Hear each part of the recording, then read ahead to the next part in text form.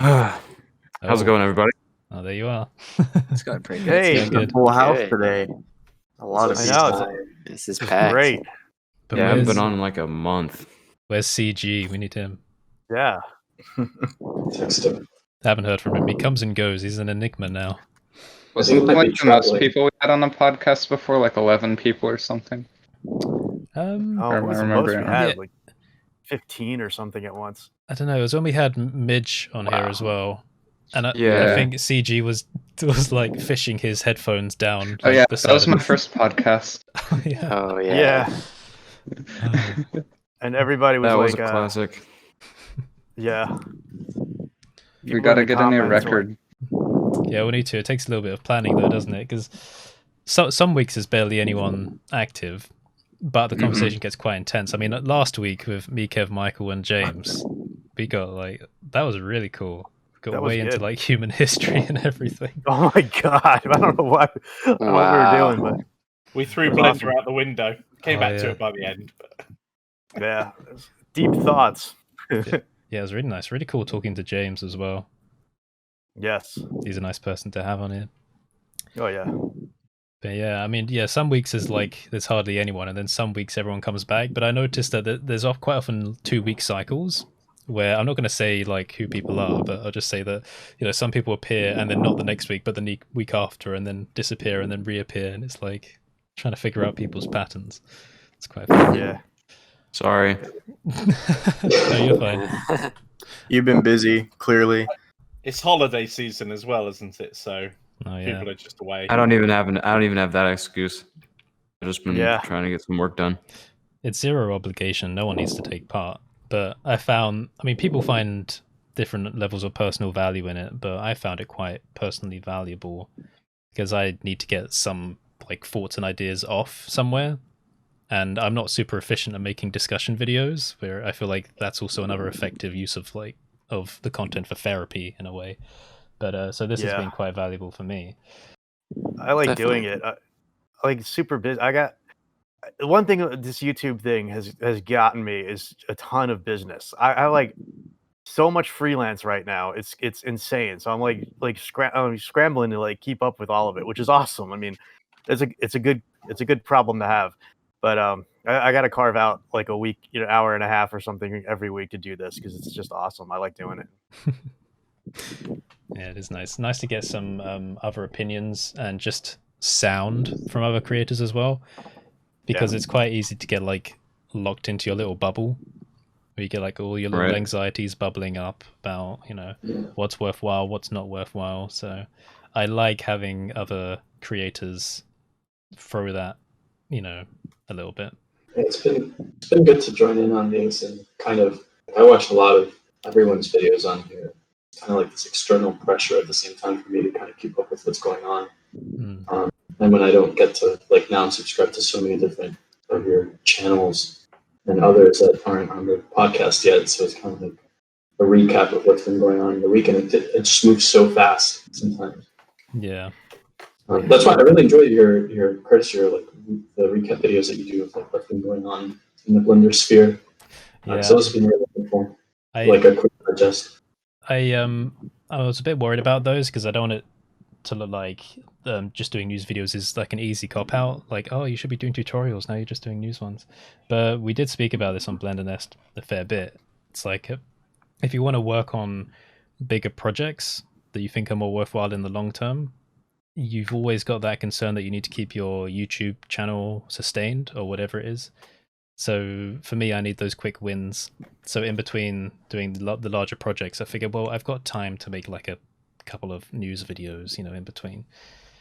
So yeah, I mean, I'm glad that people tend to like it, but my audience is quite small and very Blender community focused. I don't have a lot of outreach, like certainly nowhere near compared to CG or Daniel's level of like the general YouTube community.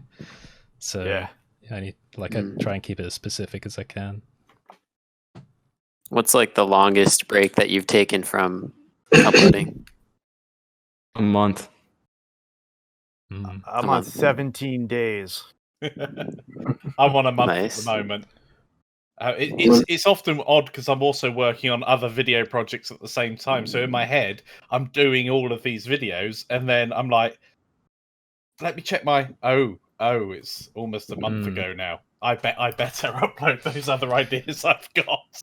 I think it's just over 2 weeks for me, but I try and do once a week or just under that. But yeah, I mean, I always kind of measure it by the amount of views in a day because I don't get many views like every day, but my view to sub conversion is pretty good anyway. So like whenever it goes below like 2,000 or something, I'll be like, okay, maybe I should actually throw something in now, and then like just have that float above again. But most of my effort is just concentrated on other projects that end up going up on Gumroad or whatever instead. Yeah, you've got that crazy Gumroad audience. Yeah. I was so impressed. That's insane. Yeah, well, I told my family about that. really? It surprised me as well. I don't know where they all come from. but yeah, I mean, It's that ByGen ad, dude. There's so many people who use it. Yeah, I can maybe get the numbers, but 34,000 of that 96 are ByGen, so it's definitely a large chunk. Yeah, 96,000 like on your email list. No, transactions in total. So that's free and paid. Oh. So that's about to hit 100,000. But yeah, there's about 45, 6-ish thousand on the mailing list. So yeah, I mean, it is. Dang. I don't like tooting my horn too much, but it is when you compare it to like the YouTube audience size. I'm on like 67,000 something subs. That's like it's a really good mailing list number. Yeah, Yeah, that's insane, dude. But like, here's the thing: like everyone's good at different stuff, right? So Gumroad is like my thing. I feel like I'm really good at that, but I'm not that good at like keeping up the YouTube growth. So I look at like other people's channels and I'm like, wow, how do they do it? But then I acknowledge that other people are probably looking at some of the other stuff I'm doing going, wait, how does he do it? So you can't really like be too hard on yourself. I'm not 100% certain, but I think on YouTube specifically, having a large sub counter is like having almost guaranteed views on a video, whereas views themselves, if you're growing it as a YouTube business, are far more important. So you can have like 200,000 subscribers or 20 subscribers, but if you've got 1 million views, that's worth a lot more than having all of the extra subscribers. So it's almost like a guaranteed minimum load on your channel. Yeah. And CG subscribers, yeah. CG told me one time on here that subscribers really don't matter. Not as in the people don't matter, but like as far as YouTube goes, like the actual income and the exposure, it's really, as far as I can tell, down to click-through rate and session time. Yeah. The ads are terrible. That being said, if you're watching this now and you're not subscribed, hit subscribe. Hit it. Yeah, thank you. Oh, and ring the bell. I feel like subscribers is almost a vanity metric. Yeah, to be honest, definitely. Maybe. Mm-hmm. Yeah, but you get that. But plaque. I do think. Yeah, exactly. For the flag. Exactly. I want the plaque. You get the plaque. I think it's definitely. Also, the YouTube algorithm does recognize like sudden spikes in subscribers. Yep. And it does push those channels more. That's one indicator, but there's other indicators as well, such as high comment engagement or like ratio, or surveys. Surveys. Have you guys seen those surveys pop up where it'll ask like, "How did you like this recent video out of 5 stars? Was it heartwarming, informative, life-changing?" Have you seen those surveys around? Oh yeah. I always click skip survey. Apparently, well, they do it for like individual videos now, and apparently that's a pretty strong indicator. Right, that's interesting. Also, on the matter, like CG, I had a conversation with CG when he was asking me about like putting stuff on Gumroad as well, and we were talking about the value of subscribers. Again, like you never want to assign a value to a subscriber, but he was saying like he put some stuff up sometimes or earlier on, and it just wouldn't translate that well. Like he would get tons of views, but it just doesn't translate, and we said, well, having lots of subscribers doesn't necessarily mean much in terms of like a business. If you want to sell products or if you want to get downloads and whatever, what matters is not the number of subscribers, but the type of subscribers that you have, really. So I mean, this community is fantastic for being generous with donations and for selling educational content. So if you can get a lot of specifically Blender users, right, onto your channel, then that's good, because then the conversion will be good. But if your content bleeds into like other areas of YouTube, say for CG it might be entertainment, which he's done very well with, then they're not all necessarily specifically, Blender related members. So that doesn't convert so well if that's the kind of business that you wanted to do. So that is something for people to keep in mind. But I think the CG, especially long term, if he's bringing in people into the community, a certain number of those, whether they're like makeup people, I don't care, however many of those are coming into the Blender community, there's a certain percentage of them that are going to become those hardcore Blender viewers, and that bleeds back into the total community pool. So I think there's room for both. Yeah, hard to say. There definitely is. I was just gonna ask you, Daniel, since you're like clearly attracting like a wider audience, do you get a feel as to what percent of your viewers are Blender users, or if they're just kicking back, enjoying a cool video, watching an artist work? Well, a large amount of them are Blender users. The way that I currently measure that is through Discord server growth, because my Discord server is literally just Blender. I call it Daniel Craft's Blender Cult. And a large amount of them are still joining that. So I think maybe compared to like my really hardcore Blender tutorials, that number times like 1.5, and then everyone else is more general. That's if that made any sense at all. Yeah, it does. I think so. Actually, this discussion is gold, because it really does, like, when you look at massive subscriber growth and you think in terms of vanity metric, like, yeah, I kind of want that plaque because I don't know, because it's cool. It's cool. It's silver.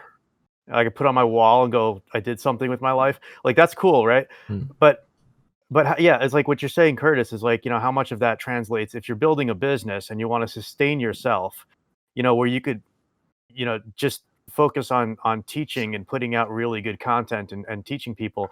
How much, what is that conversion ratio? Like, what is the amount of, say, like, people just there for entertainment versus there, and I think it's a good thing that, was mentioned recently here, that some of those are going to convert. So some of those people that are coming in from, Daniel or from CG or from Ian Hubert, will be translating into, hardcore users at some point. There's going to be like a peel off from that. So the value in the entertainment stuff is definitely there, because you're getting people interested. On the other hand, if you're trying to build a business, how much of that is really, effective? Only time will tell, and data will tell on that one. But it is really cool to watch you guys blow up. I mean, I'd love it for my channel too if that happened. But yeah, 17 days between videos isn't going to really do that for me right now. So, and neither is making Twinkies and cupcakes and things, whatever. But I love that content anyway. I love what I do. So I think your channel. What CG said was interesting. He said, like, because at that time I was very, very focused on topics, very, very focused on topics. But he said, like, well, like, I just released a video on candles, and like, who wants to learn how to make candles? But it still did really well, and I think it's because of I think that's, and I may be wrong, right? I'm no expert. I started this under like a year ago. Like, I really still don't kind of know what I'm doing, but I think if a lot of tutorials people will like the value is self-contained. Like someone might want to watch one tutorial because of the thing that they make, but then not the other one because they're not interested in it. But with people like CG and Ian Hubert, the value there is still there, even if you have no interest in the topic, because CG and Ian are both very entertaining. And so, I don't know. I think there's something to it. Yeah, he said it's not the content; it's the presentation. Also, with CG matters tutorials, you're like always learning something new. Like, which is something. It's like weird because every time I watch his tutorials, I'm learning something new that I didn't know before. Even if it's not like this specific thing that he's making isn't something I'm interested in, I'm still learning things from them. It's like it's like the curiosity value. You know, you enjoy their presentation, so you're curious to see what they're going or how they're going to present it, even if you don't know what the subject is. You just want to see what it's like. Compared to not watching the video you imagine will be more entertaining for you. So that's what you're going to do, right? Yeah. A friend forwarded me 100 Blender. Was it 100? It's Daniel's video. 100 Blender tips you might not know about. And he's like, I don't even use Blender. Why did I just watch this whole video? It's like, well, it's fun. It's got that classic one. It's got that number in the title. 5 things you must know about Blender. Yeah. That's I saw those videos. That's actually how I came up with that one. That was the video that got me my first 1,000, I think. I was running like 150 subscribers at that point. And I have this book on my bookshelf that says the 10x rule. I've never even read it. I just am aware of the premise. And then I was looking through Blender tutorials to see what was doing well. And then I saw like 10 Blender tips, 5 Blender tips. And I'm like, you know what? Why don't I just bite the bullet, do like 100 of them? And then, I mean, that's gotta do something. Oh yeah, those videos actually were doing really well for me early on. Like I had done like the 11 blah blah blah whatever, and I would just and those videos actually did really well. Like I probably should do more of those because people like them. But I just they do take a long time to do, and you have to come up with stuff that's kind of relevant. And but they're great. I mean, when I saw you do 100, I was like, dude, man. Like it would take like weeks for me to pull off. I'm like, wow, somebody's gonna do it, but it ain't gonna be me. Yeah, I think to that there's even not gonna be me. You can just go back and rewatch it because I forget something sometimes. I'm like, I know I watched it in this one video, so then I'll just go back and watch it again. Yeah. In the back of my mind, I'm like, there you go, Daniel. That's another view for you. Yeah, but people point out like there's no way that you could remember all of that. But I think what the unique value is, and what I would use them for if I wasn't the person who made it, is like whatever project you're working on, there's like almost guaranteed to be something in there that is applicable to whatever you're doing at the moment. Yeah. And so like, I think that's the value.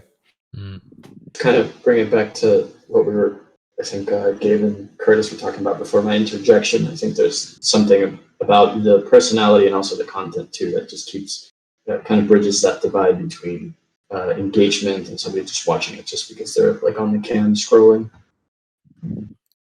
Exactly. Yeah, I think that's really interesting. Like, Ian Hubert and CG have their own way of doing it, but so do all of you, and it's really cool to see those differences and kind of see those audiences grow and engage too. Because not everybody that will watch a BlenderNest video or one of y'all's videos is going to drop a comment and engage or convert into a Gumroad purchase or something. The ones that do and stick around or become like hardcore Blender users are a good metric for figuring out the delta between watching the video and that conversion. Yeah. Another interesting thing that we haven't touched on just yet is that everyone is also a result of everyone else's success. Because the algorithm is such a complex thing that the results of it are kind of emergent, especially because everyone's pieces of content bounce off of everyone else's content. So people use each other's content and the traffic flows in between it, right? And then that affects the algorithm in turn for each of the videos. So when someone gets a boost of viewership, other people get a boost of viewership, but it depends on the subjects as well. So basically everyone's sub counts and view counts and engagement is sort of tied to everyone else's in a very weird like way that you're not necessarily aware of. Like, because you think of yourself in isolation. I need to make this. I fail because this. I got a boost because this. But what's it called? Like the internal and external locus of control, I think it is, right? Like you think that you're in control of everything, but you're really not. Like you're only in control of a certain amount of it. So I think I found Jacob through other people watching Curtis's videos might watch this or enjoy this. I forget what the terminology is, but that's how I found Jacob's videos. All right. And it worked out. I was like, yeah, I can definitely see why. It's because Curtis comments on my videos. I love your content. So professional. Thank you. Yeah, Curtis. I always think something's bound to happen. It's just a matter of when. Because like that's with me, you just need like that one occurrence, that one video that just does well and boosts your channel a little. Like I think a good tipping point for me was when Andrew put me in his newsletter, and then views spiked like 10 times, and then the algorithm picks up. They're like, oh, this channel, they did something right, and then it picks up. So I think if you have actual good value content that you're not making something that everyone else is that's not interesting. If you have unique content to provide, I truly think it's just a matter of time and just working until something picks up somehow. Like people say it's luck, but luck is so ubiquitous that it's going to happen at some point. It is ubiquitous, but there's a really good book you guys can read on that. Malcolm Gladwell. I don't know if you guys are familiar with him. He's Malcolm Gladwell wrote a book on he wrote a number of books, but there's one called Outliers, and it puts so much in perspective for you. He details like Bill Gates and I don't know, like Zuckerberg or some of these other people who like really hit it and became billionaires, and there is a massive component of luck in there, but there has to be. There's also you have to work at it and get yourself to a point where when that luck strikes, you can take advantage of it. Because if that luck comes and you get that opportunity, but you can't perform on it because you haven't built up that crucial skill level or set or whatever, like you're not gonna be able to take advantage of it, and that luck goes out the window. So it's I like to, people are always like, no, luck, I don't believe in luck. It's hard work. It's like, well, yeah. And then on the other side, you get people like, oh, he's just lucky. It's like, no, it really is like both. Yeah. Yep. And his research details it. I was lucky enough to actually be in the same room with him once. It was he's a very, very bright guy.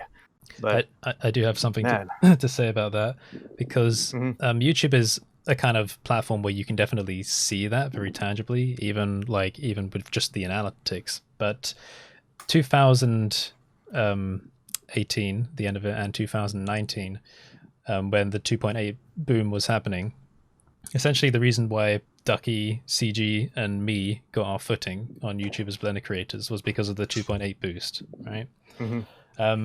There was a very definite moment, like a few months, and it spiked in August 2019, where anyone that was making Blender videos could have become big, like in an instant, right? So that is what you might wave a little bit. Yeah, so that's what you would call the luck moment, right? So it's there, that's affecting your content. You can take advantage of it. So I remember watching CG's videos when he was a small channel. He grew really quick. Yeah.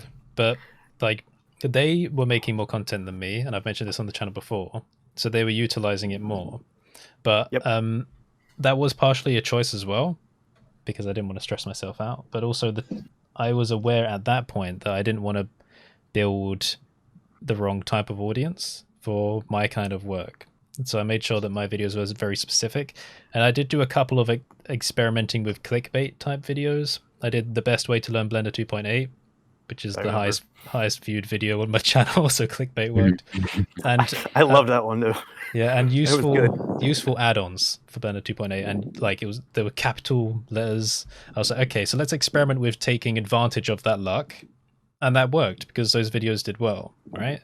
But I thought I don't really want to do that, because I don't know how to describe it, but when I look at my channel, I think, well, I have a personal feeling, like of a sense of value. Do I like a video? And there's something about it being genuine. So if a video is too skewed in a way to make it clickbaity for me, I think, okay, well, I don't have that value feeling from it because I know that I was just twisting that, right? So I decided not to take advantage of that. So that's just an example, just to demonstrate of how you can see a luck moment, and you've got to be aware of it, but you can take advantage of it, like however you like. So we all took slightly different ways, you know. I mean, I would agree that I always try and make videos that I personally would want to watch myself. Whether or not that's good for algorithms or anything else, I always feel, would I want to watch this myself? And like you, the clickbait is, I hate the stuff. I will actually, unless it actually looks interesting, which you don't know because it's blooming clickbait. Yeah. But yeah, clickbait works. There's no harm in that. Providing there's value in there. You know, if you say the best way of starting to learn Blender and there's some real value in there, that's a big shift away from actually being clickbait. Clickbait's got you in, but it's actually valuable at the same time. I don't rather than clickbaiting you just to get views. I don't want it to sound like I'm shaming anyone that does. No, like if your intention is to, like, you know, grow your audience, go for it, do it. That's a fantastic way to do it, right? But you know, my intention was, okay, let's try and turn this into a job, right? And strangely, I've managed to do that. Even we said like a couple of episodes ago, if my growth stopped here, this is still a job. Like the audience, so long as they maintain interested enough, you know, this is fine. So it really depends what you're aiming for, and everyone has a unique situation. So you can't make too many comparisons. You can't judge other people, and you got to hope that they don't judge you as well, you know, because it's, at the end of the day, it's just up to everyone, and what they want is based on their personal experience. So yeah, like I'm very, very happy with my audience. I feel like I have a whole lot of learners, because I have people always asking me like technical questions on my chat, on my comments, and you know, messaging me and stuff. And I'm getting quite a few. I got a really good comment on Patreon recently. Really, like, I mean, it took me literally like 5 hours to write back to this person, because I wanted to express myself in a manner that was equal to his comment. It was phenomenal. And basically saying that, you know, like, speaking to the effect of like, you know, this channel is really great for professionals already working, you know, in the industry with, you know, experience. And that really hit me, because here's somebody, you know, this person has 10 years or so of, you know, video game development under his belt, and he's been working a number of, you know, AAA games, and I'm just like blown away. So I'm like, yeah, I'm doing, my audience is who I set out to get in the first place. So that's really good. You know, like I'm not having like, you know, I haven't hit that silver plaque yet, but I got the target audience that I've really wanted to focus on is there. So that is success to me. Yeah, Daniel, are you getting your plaque? Apparently, it takes like a couple weeks or whatever. Yeah, I think CG said that he just wasn't going to get it. Yeah, he said I think. I don't know. I'm happy. I'm happy to display a plaque. Yeah. Not anti-plaque like CG. Yeah, I mean, you worked hard for it. You should. Yeah, you did. I've been no. Like I wanted it since like 7th grade. Though I never started a YouTube channel, I always was like, damn, I really want to achieve that one day. Yeah. YouTube was around when you were in 7th. Kev, I'm sorry.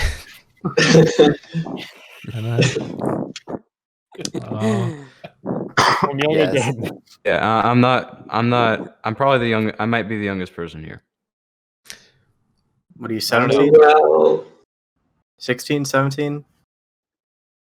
It might be close. Within a couple years of that. Can you drink legally in the United States?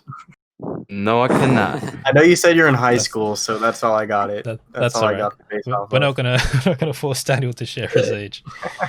I've been meaning to start a YouTube channel. I've been meaning to start a YouTube channel. I have no idea how I want to do it yet, though. I think I've decided that I don't want to immediately go into doing tutorials. Like I know that shader stuff is kind of taking off right now, but I just don't know how to like format tutorials yet. So That, I think I'm gonna start doing like time lapses or something like that. Just something easy.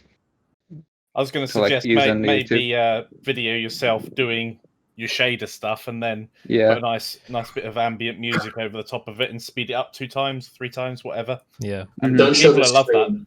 The stuff that you're creating. Procedural NVIDIA card was insane, dude. Yeah. I actually recorded that whole thing, so I'm planning on uploading a time lapse of that. Yeah, that'd be Of nice. the node setup?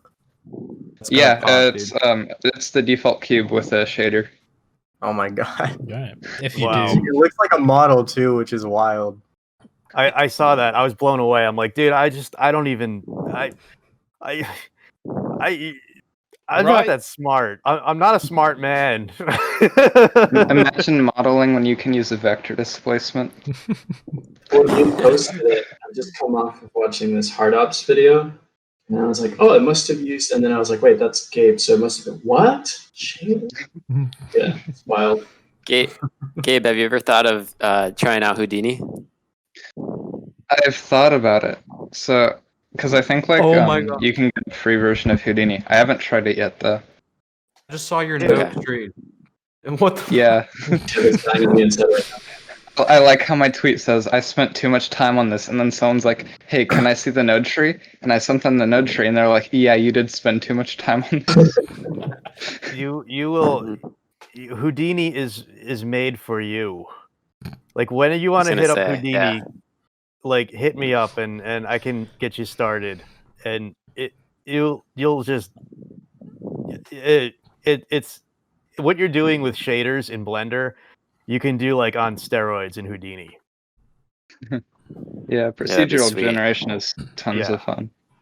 It's insane. Like Houdini's what's that? I was gonna say Houdini's impressed me with like I've looked at their YouTube channel recently, and it seems like because you have software like Maya where you can't really find that much, but there's I think definitely a growing community of Houdini users creating tutorials and really cool things to make it more accessible. So I'd definitely say check it out, Gabe, because I would be excited to see what you could make. Yeah, it's growing. It's not like the Blender community, because obviously Houdini is like one of the most expensive 3D software out there. Although you can get it for like $269 for indie. So as long as the money you're making in your own company doesn't go over, I think $100,000 in a year, then you can pay like $269 a year and use it, and it's awesome. If you cross that 100,000 threshold, then it's like 6,000 or 7,000 or something. But like still worth it. I mean, for what you can do with it, it's amazing. But it's a much smaller community, being that it's so expensive. But they are growing, and I think they're taking a lot of Cinema 4D people, and they took a whole lot of XSI people when Autodesk bought Softimage and killed it. And I remember, I mean, I was a Softimage user, and I was like, how could you do this? Like, why would you kill off? It was such a great software. And it had a nice procedural engine called Ice, and I think a lot of those people were just like, I'm not even touching Autodesk anymore. They burned me, and they jumped in Houdini, and then Houdini saw a big spike in users. Yeah. So, it's a great generalist tool, great procedural. I think the main reason I'm a bit hesitant to try Houdini is because I've heard that the learning curve is a bit rough. Not for you. The great intelligence barrier. I'll just say that. I'll put that out there right there. It's not for you. It'll be easy.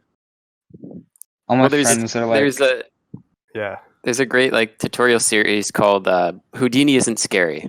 So when I saw that, I was like, wow, this is cool, and I think hopefully it continues to grow, stuff like that. All my friends are like, Gabe, how do you learn stuff in like a week? Like, because like I'll just try something new, like pixel art or like sculpting, and then I get good at it like super fast, and my friends are just like, how? The thing is, if you're focusing, isn't it? Designer? If you're interested in it. Yeah, like substance designer. Yeah. I recently made that like cassette tape material in substance designer. Yeah. Yeah, I saw that. Blender needs a text node. Yeah. Gabe, if you do put up that GPU video, then make sure to post it in this server, Okay. We'll probably forward it onwards as well, because that'll be cool. Definitely. But yeah, if you wanted to learn Houdini, anybody wants to learn Houdini. I've been threatening to do like Houdini tutorials forever, and it's such a different program that's like I can't figure out exactly how I would go about teaching it yet. And I work with another guy he wants to do Houdini videos also, and he's been using it since Prisms, like before it was called Houdini. Like he was like a beta tester for Houdini when they started, so he's been using it forever. And he's like, and he actually is like a side effects instructor too. And he's like, I don't know how I would do videos for this. It's so different, and your audience is like yeah, you could do like the funny joke videos with it. I mean, like you could do that with anything, but the audience is way different. Yeah, you're largely talking to professionals, like seasoned people who've done massive shots, like people who like worked on 2012 and froze New York City. Like that's the audience, or like motion designers who have done Nike commercials and have a whole roster of that. Like it's a different audience. So it's kind of like you also have to get over that we've discussed that in this channel a lot, the imposter syndrome. You really have to get over that. Oh yeah. To teach Houdini, because it's different. Well, that's one of the things, because it is that professional package. It's got that stigma attached to it that professionals are going to use it, but someone has to start somewhere. So no matter whether they're already entering industry or perhaps want to get into the industry, there's a huge swathe. I've looked at Houdini on and off for the last 2 years. I've literally had the installer of 15, 16, and 17, the latest one. I don't know, in my 18, downloads folder, yes. and I even installed it once. And I opened it up and I was like, I'm going to devote the evening to this. Right. How do you add something? It's that new, anybody, any bit of new software, if it's got a different paradigm for working, and Houdini does, I was just like, no, okay, I've got to devote a week to this, not an evening. And that's the thing, if the accessibility is like that for someone who's experienced with 3D software and not experienced that particular way of working with Houdini, then I'm just like, how are beginners going to get into this? Yeah, I personally felt it took me 2 years in production to feel like I can sit down and take on a shot. Yeah, like I'm pretty fast learning with computers, but it's still like in a production environment.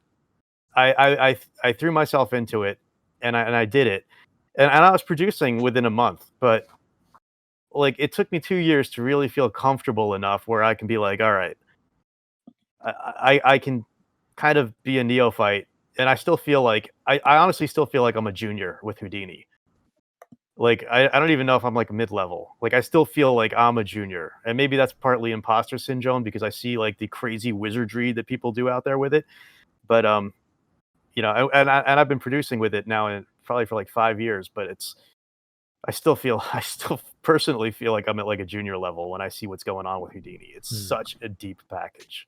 And not to say Blender isn't. It can be. The stuff you're doing, Gabe, the stuff that the generative stuff that Curtis is doing, like honestly, like it's not a beginner tool either. You can do amazing stuff with it. It's in all how you use it.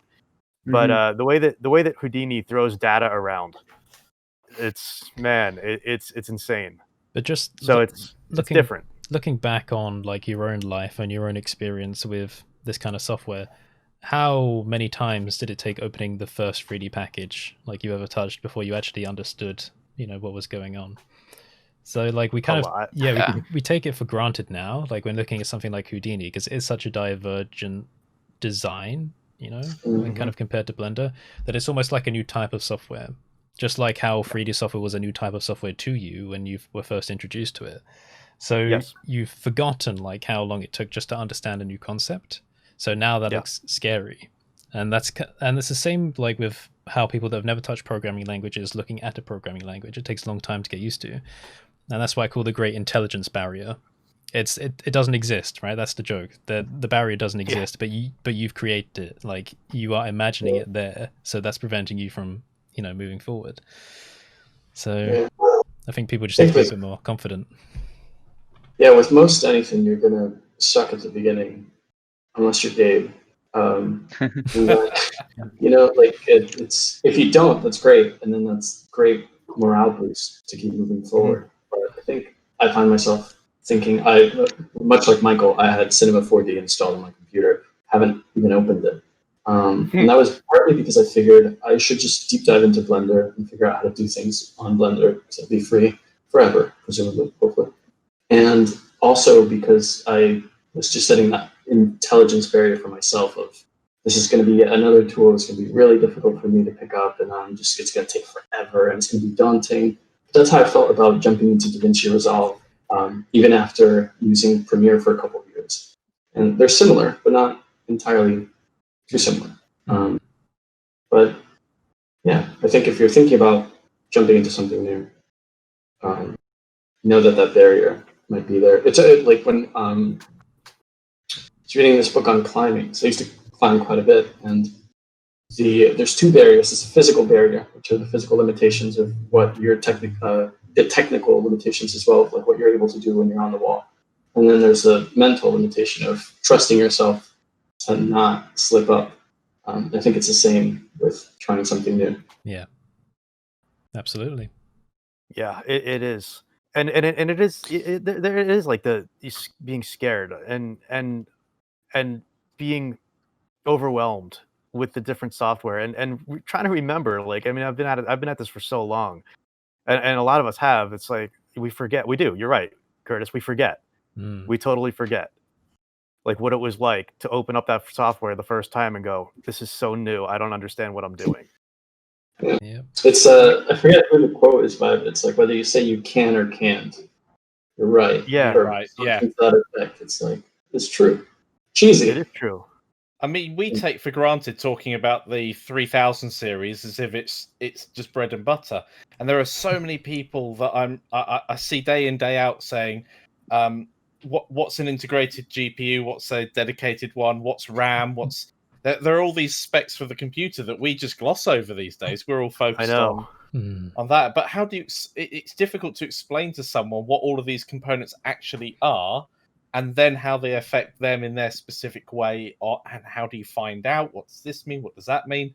I mean, the Blender 2.8, that big surge also came with a load of people going, Blender doesn't work on my computer anymore. Why? It's a bit like what we were talking about the other day, where the more things that are invented and the faster they're invented, the more the like base humans have to catch up, because you're not born with any technical knowledge, so the gap is getting longer, and it's going to become more and more difficult for people to get like involved deeply unless we find a way to pre-install knowledge into human babies.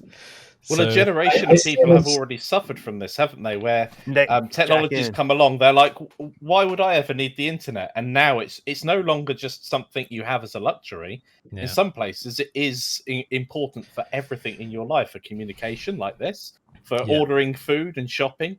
I mean, when the whole pandemic thing started, I didn't want to go anywhere near a shop, so online shopping was key. Yeah, I've seen this a lot because so I work for this computer science course, and it's an introductory course, and the whole idea, like, I took it myself in order to understand the technology around me a bit better. And I say that really often when I get asked, but when I was growing up, I'm 26 now, I had to learn Microsoft, PowerPoint, Word, Excel, what have you. I think we're well past that in order for people to be able to be savvy and comfortable in communicating with things. I think now programming languages and interfacing with computers beyond just being able to use an application, really understanding how it's working in the background is going to be even more increasingly important as we move forward, because it's kind of like the Moore's law of intelligence, or at least just interfacing with computers. And I see that a lot. People during the pandemic, there's a lot of businesses around here that just couldn't get up to speed and catch up with the way that other places were. I mean, we're still in the pandemic, but the other places have been moving their efforts online. So they've just had to close, whereas the shop right next door probably had like a cousin or a nephew or somebody that knew how to build a web app really quickly that takes deliveries and orders and stuff and sets that up, or even interface with existing services. That gap is going to be wider and wider, I think, as we move forward, unless people understand that the need to get up to speed with that interfacing. Or Elon Musk brings out Neuralink and then you can just download it. Like the Matrix. Yeah, You're exactly right. I have a bit more to add there. Again, on the same kind of idea, that there's a larger gap now. I think we kind of quietly surpassed the point where infrastructure has become a core ingredient to making something new. It's like what we were saying about how many people, if we were like thrown like way back in time, could build a phone from scratch, right? Yeah. We can't, right? Because as much as you think, okay, well, maybe we could get the resources, maybe we could, like distill them in some way, it requires infrastructure, right? It requires a very specific type of infrastructure and multiple layers of it, right? So infrastructure has become an ingredient. Now, I don't think there was a very specific crossover point for that, but most of our modern technology requires a very specific kind of infrastructure. And without that, we're kind of useless, right? Because you have to build that from the ground up before you get to that again. You can't make a leap like that. So that is a problem, because if there's a catastrophe, that wipes out a bunch of that, you have a lot of bricks to place, on the wall. But a different point about programming languages that you mentioned, I think programming languages are going to be redundant, right? Maybe in the next 20 years or so. AI tech is going to take over that, because programming is a lot of doing the same thing again and again. It's a lot of the same types of logic, just repeated.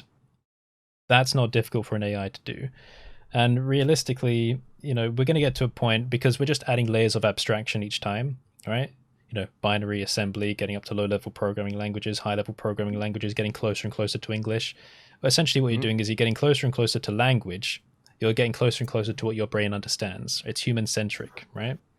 And why are we developing AI and deep learning technology, to do things for us? It's a very human-centric model. So I think AI is going to get to the programming language level. I mean, it already is kind of. Yeah, but I talked about this briefly the other day. GPT, I'm trying to look up exactly. I think it's generative predictive text, but it's OpenAI's new AI model, and essentially people have already made it write code just using English, which I think is, to your point, it might make programming languages move. That doesn't mean that in order to interface with it, you won't need to understand how it works. And so I think there's going to be this. I don't want to use the word like elite, but for lack of finding a better term quickly, like a subset of people will understand how it works, and they'll have a lot of the power. And so that's why I think it's still going to be important for people to equip themselves with that knowledge to avoid some form of like dystopian future in which only the programmers kind of, because we've all seen the movies and know how that turns out. But I do think at the same time, the tools and the infrastructures, albeit now virtually in terms of software, will exist that will allow us to write code and create programs and build apps without necessarily having to do it in C or C# or what have you. Yeah. And I think that's going to be a really cool and exciting and interesting time. And it's just around the corner. Absolutely. And AI and deep learning are like two concepts that package together, and they're kind of moot concepts, right? Because there's no bottom line to what AI is, or like originality or deep learning. But deep learning generally requires that there's a data set that needs to be learned from. And just thinking about it, okay, like how do you teach a computer like AI to write code? And well, what's Stack Overflow if not a bunch of issues and solutions? Hundreds of thousands of problems and solutions that an AI can just read through, and not even learn for those specific languages, but just how they got to the answer, right? So the data's there. Speaking of AI, did you guys see the recent 2-minute papers video on AI that can fill in like missing parts of images? Oh yeah. Like they could just cut out half the image, and the AI would like create multiple like guesses as to like what could be in that half of the image. It was crazy. I think one of the craziest things I've seen done with AI. Yeah. The cloth simulation as well. A few months back, they did AI simulation of cloth falling physically onto a mannequin, and it was amazing because after a while, it was getting it, and the computational time was obviously tiny because it was just guessing it every time. and that was just phenomenal to see AI faking physics on a mannequin. It's like, where did that come from? And like you were saying, Curtis, I don't think it's too far here from AI taking it. Compilers are already really smart. If you try and write your own branchless programming, for instance, in C languages, take an if statement, that's really slow to go through, but the compiler will go, oh, you're doing an if statement, I know about this. And if you look at the actual regex stuff, I can't remember. If you look at what the memory address, the machine code's actually doing, it's already done branchless programming on it because it knows how to do it. Yeah. So it's just levels of abstraction and tokenizing. Yeah, exactly that. And even removing AI from the equation, in this technology, we're still just adding more and more layers of abstraction, as you say. But it's interesting looking at the perspective of gaming, because just as Jensen Huang said in the NVIDIA launch event, gaming has become a driver for technological progress. And if you look at game engines, one cool thing they do, which I think is really fundamentally connected to how AI is advancing, is that a lot of them let you interact between programming languages. Like in Unity or Unreal or Godot, for example, you can write multiple languages and have them signal to each other and send data between them. Now, if you look at that from above, that's just another layer of abstraction. You've now made the language kind of redundant, but the information that's shared between them is important. So from an upper level perspective, the language difference doesn't matter necessarily. So we're just moving, again, closer and closer to an easier human understandable thing. So I think jobs will change, as you kind of alluded to, Ochiro, that they'll become more philosophical than technical in a way. But you might need a new kind of description for it, like philotechnus, logical, something like that. Where you need people. I love it. Isaac Asimov's, I feel like Kev referenced this at some point. Foundation series. Oh yeah. I mean, I think it's crazy to think about how the giant industry now that we have of making technology accessible, and anyone who's making tutorials is part of that. And you talk about this base human, Curtis, who doesn't know any of this stuff. And so I think there will always be that industry of catching those people up to speed, making tech available to people so they don't need to live for 300 years in order to use it. But then it comes down to the point well, you have to be pretty smart to translate that type of thing, for that base human. Then what is everyone else doing once their jobs are taken because of the tech? Yeah, it's just kind of mind-boggling, and it'd be interesting to see. I liked the general spirit of the NVIDIA launch. That last quote that he shared about the next 20 years, and he said it was going to seem like science fiction. So let's see where we're going. It really is. That's something I would love talking about with people, is just what happens after automation takes our jobs. Because I don't really see it as, I think it really just depends on how you see it. If something is doing something, if a machine or a software is doing something better than I can do it, that's great, as long as it's doing what it's meant to do, and it doesn't have some weird ulterior motive or purpose. That just means that I have now time to go and learn all the other things that are on my list of things to do and learn. And I'm fine with that. To an extent, I guess, but I don't think we'll be replaced in the way that people fear that we'll be replaced. That being said, so long as we prevent, what is it, Skynet, or something akin to that. Yes. I think automation is the next big problem that we're going to have to face as a global society. If we don't, and tech giants have been talking about this, the billionaires and people like them have been talking about this for years, that once you automate all those low level jobs, it's great to think that, oh well, that frees everybody up to go learn the next stuff. But as we've discovered, people are reluctant to do that. They'll sit and they won't, for whatever reason, whether they don't have the time, or they can't, or they're not smart enough, or they don't have the internal drive, or whatever, we're not finding that people will automatically go retrain for the next thing. And then, as we saw in the last 10 years or so, people who or 20 years, people who did retrain. So the people who lost their jobs for, say, manufacturing, right? The assembly line shut down, or they moved overseas, or they just were completely automated, or whatever happened. There were, people went and retrained in computer science, and then, the low level jobs in computer science went away. And so, like, the automation now is going to be, going up and up and up the food chain of taking, of being able to automate those jobs. So at some point, it's like, how high level do you have to go with your education to keep up with the curve? And can you do it?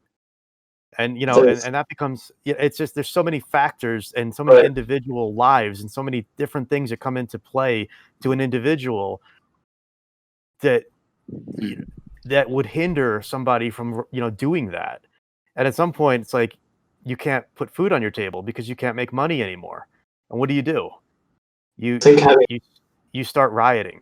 I think having like the structures in place for capacitation, if that's even a word, just like education is important. Like when I think of that, I think like back in the day, I wasn't around, but elevators had lift drivers, and whatever happened because people were afraid to get in the machine just on their own. And that went away. It's been a while, I think, or never, since I've seen somebody sitting in an elevator riding the elevator for me.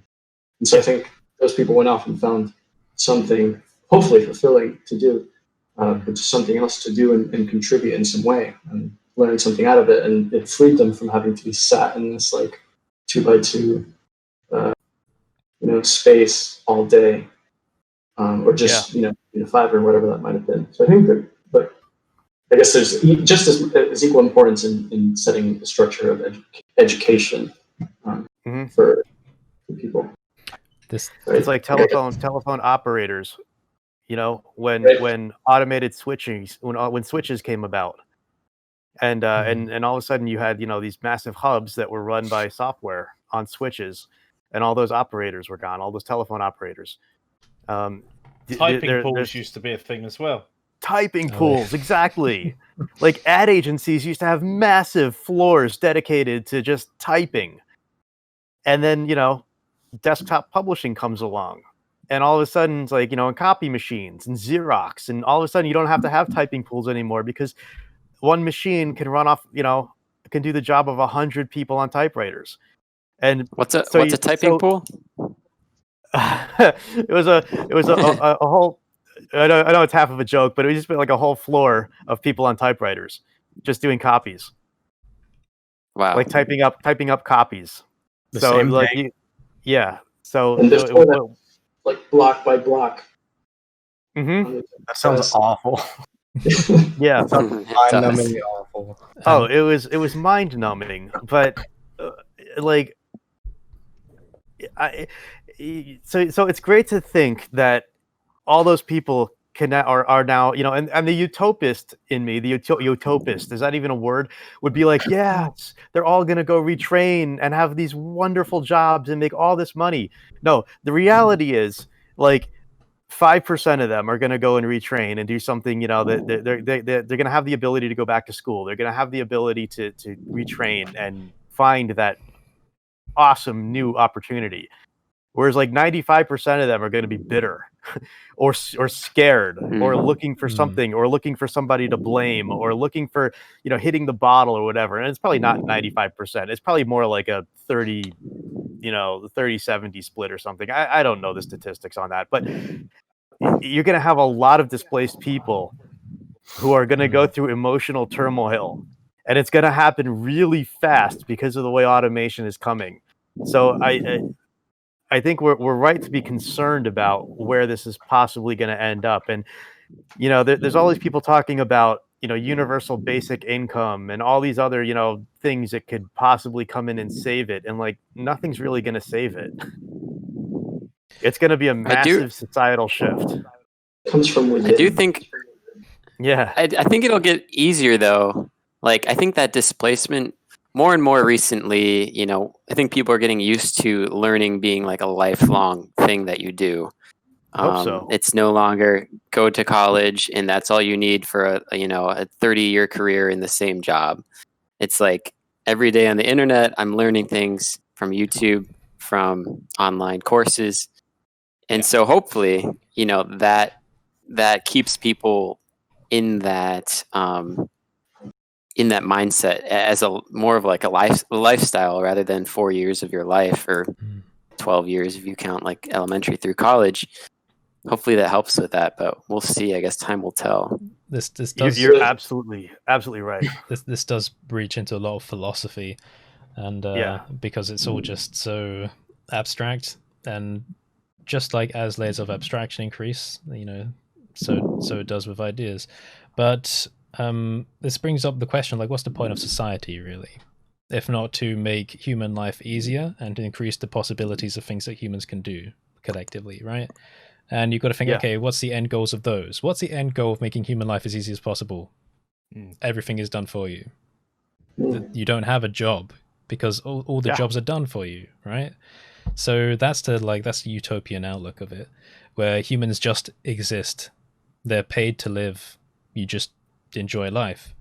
We're not used to that idea yet, but it seems like that's maybe a sliver of a possibility on the horizon, and we don't quite know what to do with that, because as we're knocking off jobs from the ground up, right, where the majority of people are, like a pyramid, right, you're knocking jobs off from the ground up, you're seeing that it's possible that maybe you can design technology, infrastructure, life in a way that humans don't have to do anything. But while you're doing that, you're now making tons of people redundant, right? So it's like pulling the rug out. If you do it wrong, everything crashes down, right? So I don't know, just because you can do things doesn't mean you should do things. And then the part of human psychology that comes into the play, that you need to do something with your life to feel fulfilled. And to a lot of people, that's work. And it's historically been work, and at least for the last couple of thousands of years, that's been ingrained in us. That work ethic, do something for the community, do something for humanity. And you know what, if technology can do most of those jobs, and then we can focus on just creating and sharing, or there's always going to be jobs to keep the machines running, right? There's always going to have to be a human in the loop to keep machines running, because as things break down, you have to fix it. And until we get robots that can do that for us, you have to troubleshoot. So I think that all jobs going away is still a way in the future, but it's definitely going to be, I think we'll see the most change when somebody creates an AI that can do the job of a CEO. And all of C-suite starts getting threatened by that. And then you're going to see the tell. That's going to be the real tell on where we go as a society, when the people who, the job creators can be outsourced to technology. See what happens then.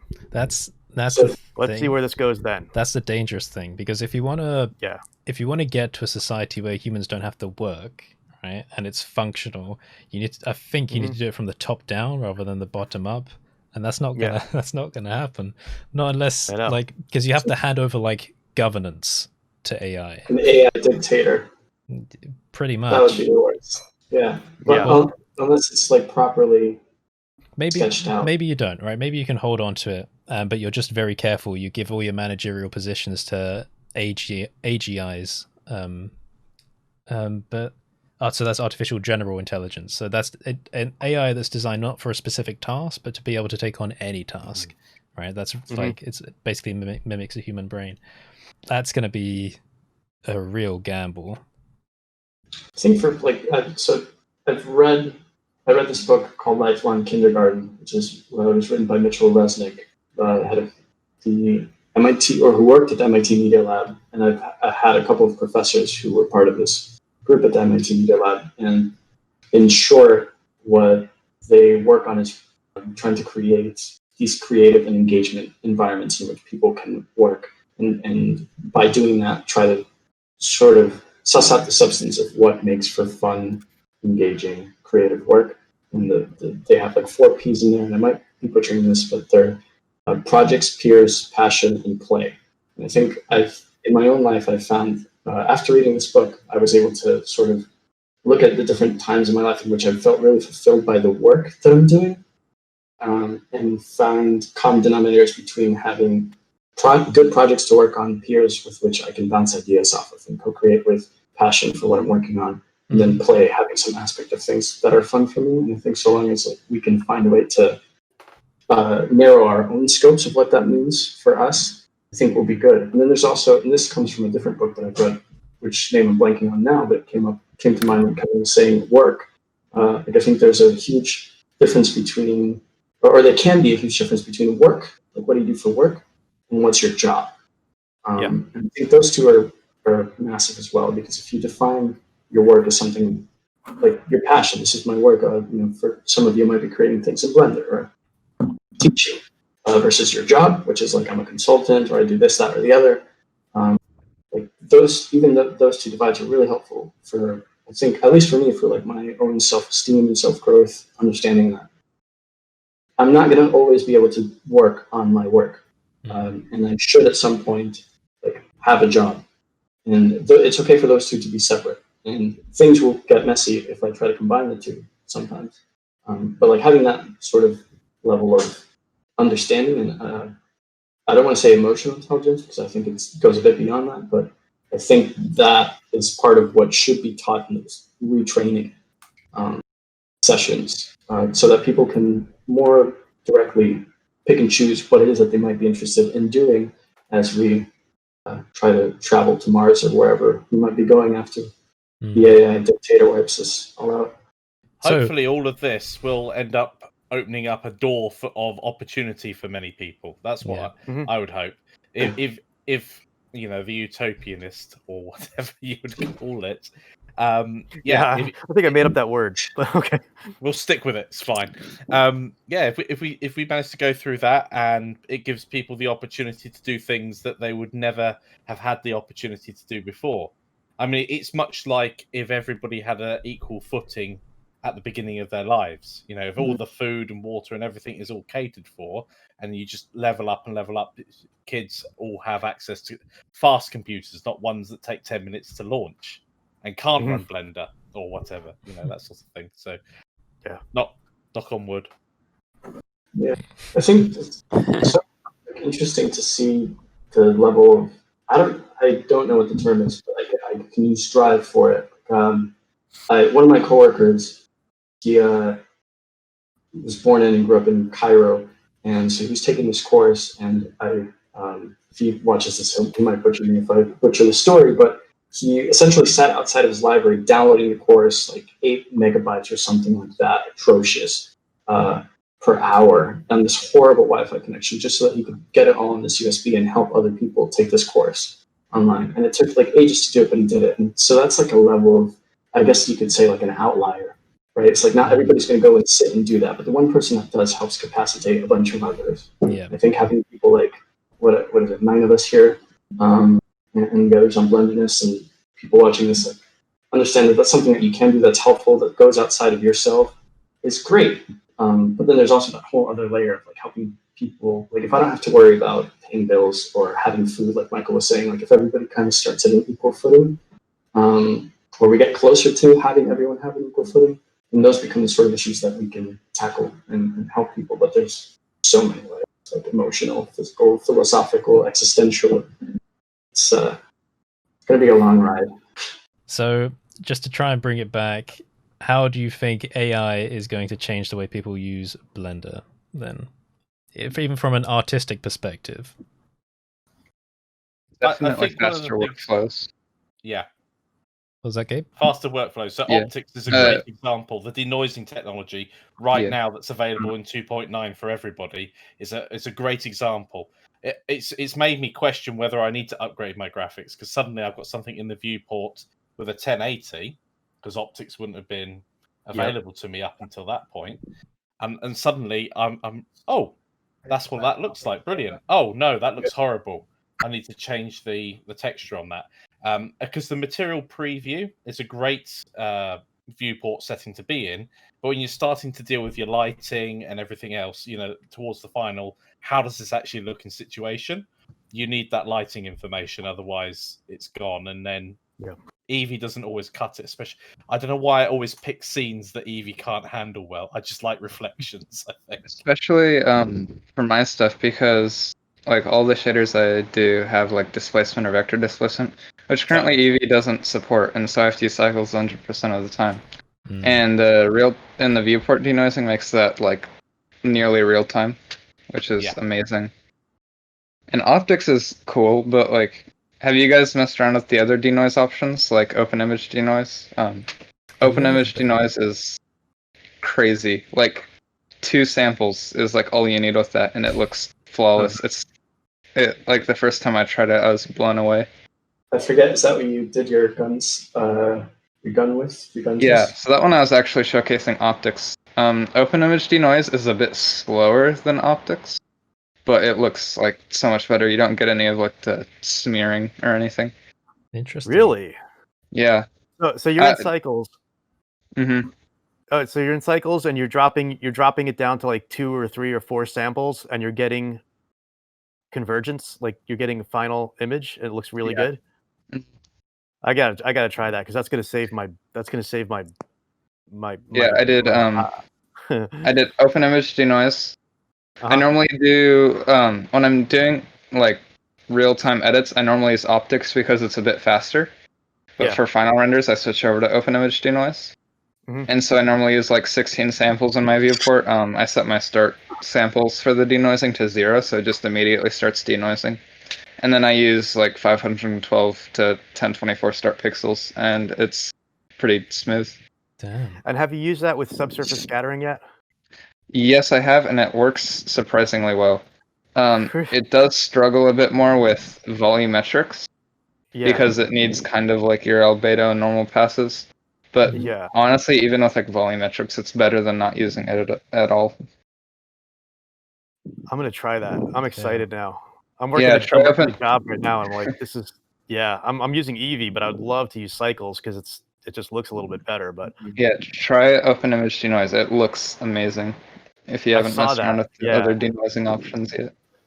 You could potentially combine it with some render passes as well. So like the volumetrics. Yeah. Maybe do that in as a longer render, but everything else is a shorter with denoising and everything. Oh yeah, because Blender does have like branched sampling now. Or I think they added it a while ago actually, but you can set different sample counts for different rays. For example, you can give volumetrics more samples, and you don't need to mess with render passes or anything. It's just a built-in feature. Oh, nice. I have to look at that. Yeah, I learned. Big difference. Yeah. Excited for what they might be. Oh, sorry, go ahead. Oh, I was just going to say, I think it's cool with AI and Blender and 3D in general, just the progress of translating a 2D image to like a 3D model or texture. I think that will get better and better where we'll input images in real world, video, and that the bridge between that and seeing it in 3D will be minimalized. Minimized? Yeah. Made quicker? Utopialized. Yeah.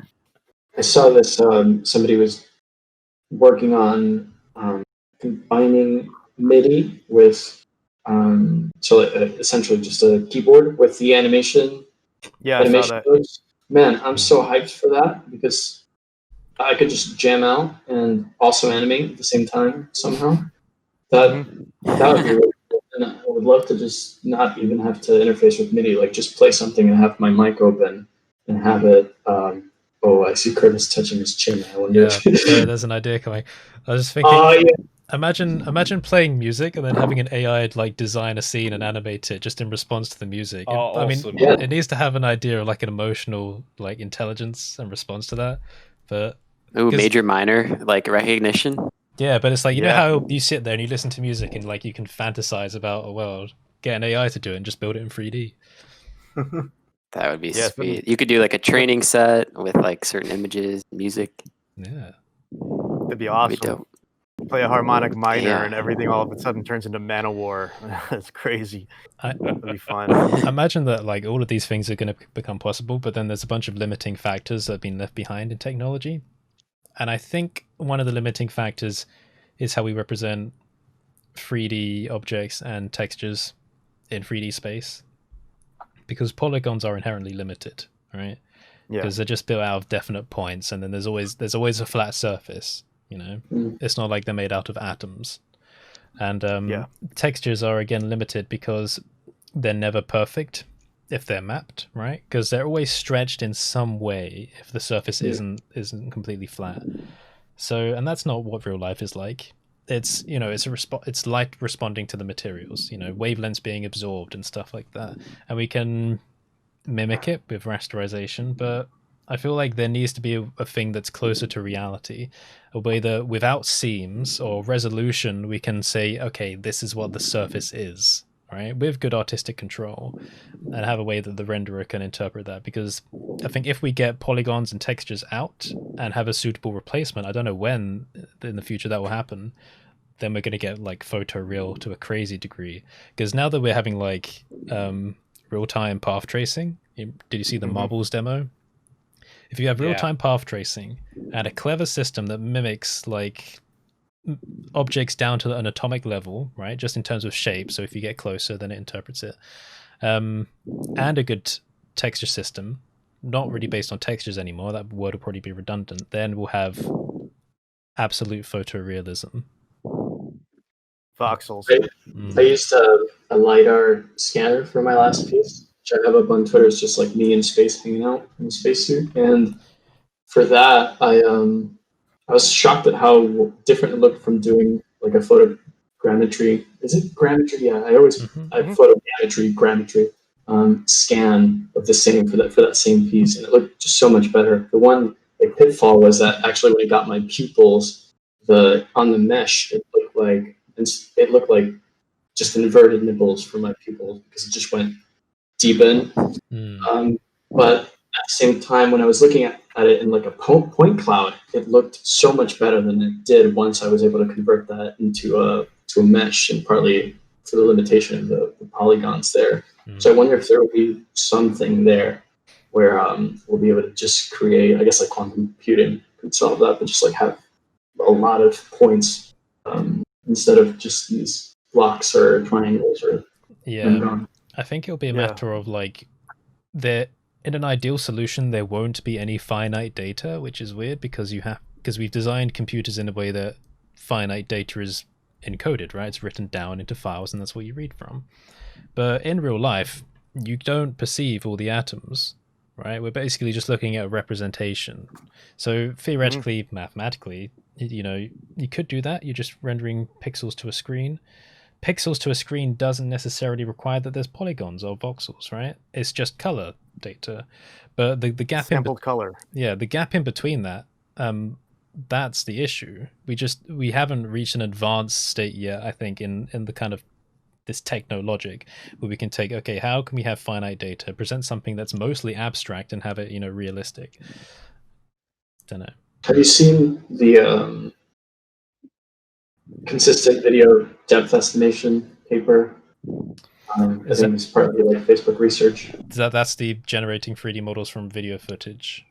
That's the multi-level pixel alignment one, but the consistent video one is just it's for generating essentially a depth map, right? Kind of like a Tesla might, or some similar like computer. Maybe there's something there where you can generate. I'll link it in the chat now, but I think it's like really promising for looking at, for extrapolating that in between. Thing is, like, all of this new technology is still based on a fundamental premise of like a world space world and polygons and textures, as we say. So I think there will come a point where we can't really do much more with it, and we've done really well with it so far. But I mean, because this is such a fundamental base, it goes down to the base of graphics frameworks, DirectX, OpenGL, etc. So you probably need something brand new that doesn't make all the work that's already been done mute. like, you know, physically based rendering, because if you do throw out so much of those fundamentals, then you need to find a new way to adapt to the ideas of physically based rendering for the new system. Yeah, maybe point cloud sampling. Yeah, sampling off infinitely dense point clouds. Yeah, they'd have to be so dense. Yeah, they'd have to be really dense.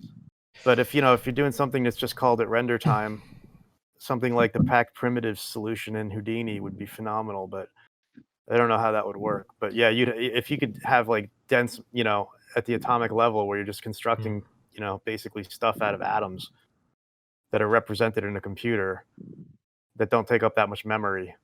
Okay. I don't know. Yeah, sampling off that would be crazy. So what if they don't get rid of what we have already, like with polygons and texture data, and that acts as a guide for an AI system, and that AI system is a new layer of abstraction on top, which then takes that information and then presents it as something that's infinitesimal, if that makes sense.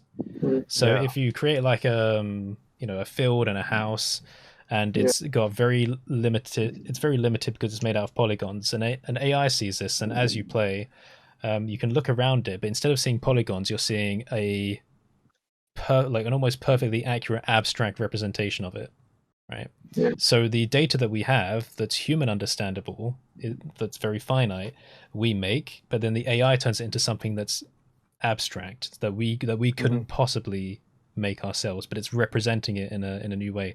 And that would also be really interesting, because then you could bend the rules of physics a bit, and make it really stylized. So maybe that's it, because then you don't have to throw away everything we've already made, but we've now built a new system on top which presents an interpretation of the data we've made in a way that no one could make beforehand. So maybe it just makes the human version the compressed. You could have a similar thing to how DLSS works, where it scales up texture to look even better, apparently, than, I've never tried it myself, than the original, if you were rendering something in 4K on your screen, rather than a lower resolution. And I think that could be used, like you were saying, in the game. If you had an asset that was supposed to be a background asset, perhaps you could actually bring it forward, and DLSS and AI or whatever works on it, and you end up with a much cleaner asset from it. Maybe even adding geometry that was never there before. Yeah, that would be interesting, because that also saves on storage space, because you only need guides enough for the AI to interpret and do what it wants with. So you could have like a 6 polygon just block, right? And to you, it's just an elongated cube. But then you present it to the right kind of AI, and it turns it into this hyper detailed, like a slab of wood. And if you zoom in, you can go through all the cracks and crevices, and it knows that, but that's all you need, just those points of data. Yep. They all seem erratic and those work. It'd be almost like building up a scene just using primitives, and then clicking a button, AI, make this a forest and woodland scene. Boom. Done. I think, and at that point, it's like just in time rendering. It's like it just calls it when it needs it for the render, and it'll just sample based off of what the AI is feeding it. That would be awesome. In that way, we would in our roles currently, you could shift into more of a director role rather than it right in the nitty gritty, as you say, ascending the hierarchies of creation. You're no longer making all of these assets from scratch or buying them in or having other people. You say, right, I want a X here, and a declarative artwork, I suppose, in many ways. Yeah, I was gonna say there will still be jobs in creativity, because until you can get AIs to have the same complex life experiences as humans, which I'm sure they'll get to eventually, humans will still have creative roles, even once all the creative technical goes out the window to like automation. So, yeah, and AI is not going to create Pandora for a long time. Just and have it be something that sparks the imagination. Yeah, like human to human communication is still crucial. It's almost like the uncanny valley when we look at humans that are so close, but there's something off, and you notice there's something off. I think it's going to be the same with storytelling and with creation, art creation. Like at some point, you can look at something and appreciate it and go, yeah, a computer made that. Wow, that's cool for a computer. But I think there's still going to be that appreciation we have for other humans creating work. And I think there's still going to be something for a while when you look at something created in AI versus something created by a human, and there's going to be something subliminal that's still going to trip us up in that uncanny valley where we're still going to be like, yeah, that's a cool piece of art, but something is off, versus something that a human did, and you're like, oh yeah, another person created that. I think you can have an appreciation of like the symbiosis between the two. Mm-hmm. I think especially like this guy just linked in the chat. He's done some ridiculous work, like the Winds of Boston, where he took a bunch of data from wind readings here in Boston and generated this sort of